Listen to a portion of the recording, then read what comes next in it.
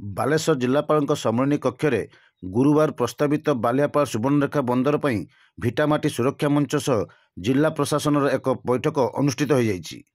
ଜିଲ୍ଲାପାଳ ସୂର୍ଯ୍ୟବଂଶୀ ମୟୂର ବିକାଶଙ୍କ ଅଧ୍ୟକ୍ଷତାରେ ଆୟୋଜିତ ଏହି ବୈଠକରେ ମଞ୍ଚର ସଭାପତି ଅରୁଣ ଜେନା, ବରିଷ୍ଠ ଆଇନଜୀବୀ ମନୋଜ ନାୟକଙ୍କ ସମେତ ବହୁ କର୍ମକର୍ତ୍ତା ପ୍ରମୁଖ ଉପସ୍ଥିତ ରହି ଆଗାମୀ 17 ତାରିଖ ଜନଶୁଣାଣି ପାଇଁ ଆଲୋଚନା କରାଯାଇଥିଲା।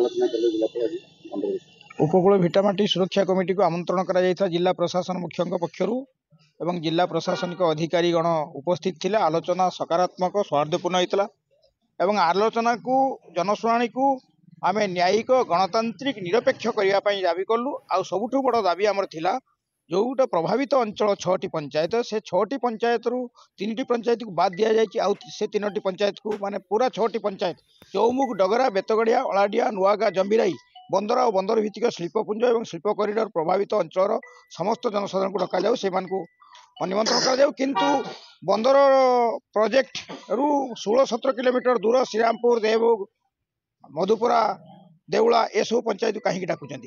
बाहर पंचायत जो मैंने रेलपथ सड़क पथर जमी देकी अधिकार हर कंपानी को समर्थन देती जनशुणाणी कौन आवश्यकता अच्छी से बाद करा 6 पंचायत लोक जनशुणाणी करा जनशुणाणी शांतिपूर्ण, न्यायिक, निरपेक्ष, गणतांत्रिक हो यही दाबी आम उपस्थापन कलु।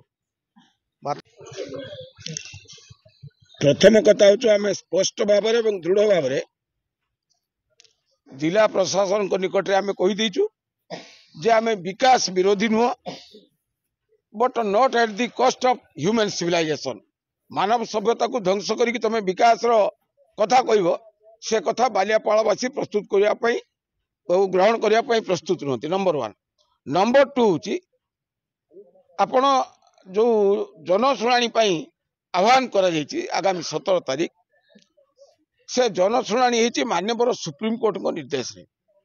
आपण मैंने जानते जो नियमगिरी रे बक्साइट उत्तोलन जो विभ्राट है से मानविक मूल्यबोध मनीष पणिया को रक्षा करने सुप्रीम कोर्ट निर्देश देले जे साधारण लोक तुम्हें कथा शुणव। एवं नियमगिरी रे आपण जानते जे जड़े जिला जज सभापतित्व से अनुष्ठित है जनशुणाणी शिविर।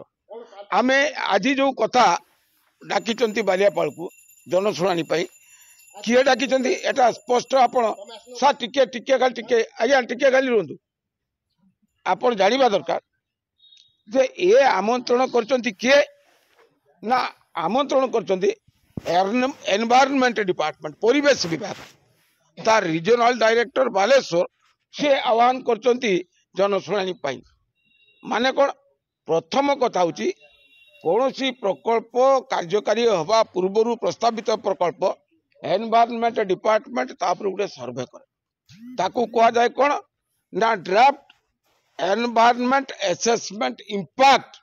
यही घटना पर डाक रही जे परिवेश उपरे कौन प्रभाव पड़ो सेठी अम्लजान केते शतकड़ा थिला बंद रहला पर केते शतकड़ा हबो, अम्लजान केते शतकड़ा थिला बंद रहला पर केते शतकड़ा हबो, सेठी धान पान मीन काजू रंगालू माटिआलू छुई गुआ नड़िया ये केते थिला ए समस्त कथा को से माने आकलन को सब गोटे गुरुत्वपूर्ण कथा होची आपण आज पर्यंत ए जो एनवायरनमेंट असेसमेंट इंपैक्ट रिपोर्ट साधारण पब्लिक डोमेन ले नहीं ताले लोक जदि जानिबेनी सेटा आलोचना कौन हम एवं प्रभावित अंचल 3टी पंचायत को नडाकी 12 पंचायत को डाकी गोटे फार्स करने चाहते। धन्यवाद।